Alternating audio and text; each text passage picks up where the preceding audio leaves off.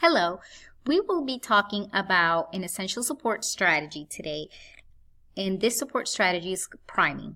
Many students with ASD are troubled when they do not know the schedule or upcoming activities.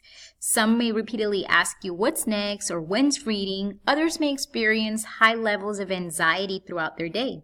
Priming addresses these needs as a low-cost, time-efficient strategy that provides structure and predictability for students across the spectrum. So what is priming? Priming is exposure to information or activities that an individual is likely to have difficulty with. Simply stated, the purposes of priming are to, first, familiarize the student with the material before its use. Second, introduce predictability into the information or activity, and this will help reduce stress and anxiety. And third, it is to increase student success. Priming typically involves showing the actual materials that will be used in the lesson or morning before the lesson. In some cases, priming may occur right before the activity, such as when a peer mentor overviews what will occur during the science experiment just prior to the beginning of science class. And priming for a school day can be accomplished in less than 10 minutes. Priming can take place in the classroom or in another setting. It is more effective when it is built into the student's routine, and we need to remember some important characteristics of effective priming. First, priming should occur in an environment that is relaxing. The primer, the person doing the priming, should be patient and encouraging.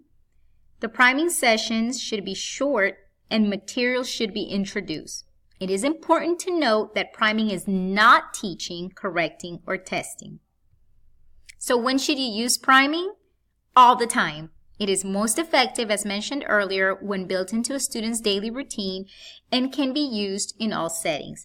So some examples of priming may include looking at a worksheet that will be completed during class, looking through a book that will be read, overviewing a test or materials that will be present in the test, showing a visual schedule or a list of activities in a task, practicing with new art supplies, showing a finished product, or viewing a work sample.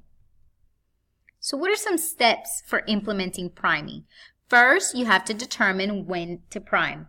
Priming can occur at the beginning, at the end of the day, throughout the day. It's really based on what the student needs. For example, a student may be primed for the morning activities at the beginning of the day, and then after lunch for the remainder of the day. Second, you should identify who should lead the activity. Anyone who has a rapport with the student can prime. An adult can even prime for a subject she is not fully familiar with, because priming is not teaching, it is previewing. You have to decide where priming should occur. As mentioned earlier, it should really be in a quiet place to enhance the student's attention. Fourth, you need to gather the materials for priming and visual schedule. Include the actual materials that will be used during the class. So if it's a certain book or a worksheet or an actual material like a paintbrush that will be used, use those materials, and they should be gathered in the priming area. So an example of how you can coordinate this for middle and high school students, you can create a Dropbox designated where all the teachers can place materials for the priming session, meaning materials that will be discussed during class time. Priming can also include overviewing the visual schedule. And the visual schedule can help you guide the introduction of the material. So when you're going through the visual schedule, you can say, for example, at 9 o'clock you have math. During math, you will do this, and you can preview the materials that the teachers have provided for you. And that's our step number 5, is actually overviewing the materials. Briefly overview each activity with the student, showing any accompanying products. And remember that priming is not teaching, it's just previewing.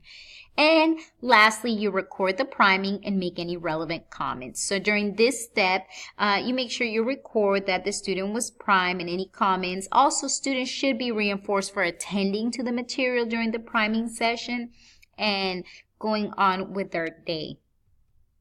Priming in the classroom, some things that you can utilize for priming, visual supports like the schedules, if the schedules need to be modified or if there's a early release date that day, all of that can be utilized when conducting priming. Also, you can use pictures, PowerPoints to review previous lesson, to describe field trips or events that are upcoming that day.